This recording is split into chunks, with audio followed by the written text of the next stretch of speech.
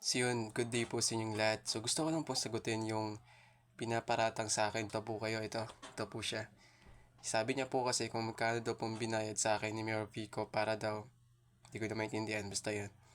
Well, ang totoo po niyan, binabayaran po ako ni YouTube. Kakamonetize ko lang po, so si YouTube po nagpapasahod sa akin. Si Mayor Vico, sa totoo lang, scholar po kasi ako ni Mayor Vico. Kaya sinasabi ko po kung ano po yung totoo, kung ano po yung experience ko po bilang scholar ng Pasig.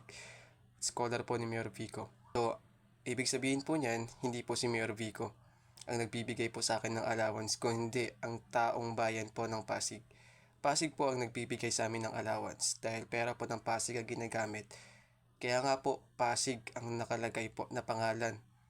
Binago po yun ni Mayor Vico, hindi po gaya dati sa dating administrasyon ng Pasig, pangalan po nila ang nakalagay. Kaya akala namin dati, pera niyan ginagamit niya sa scholar, sa mga allowance, pero hindi, pera po pala ng Pasig. Yun lamang po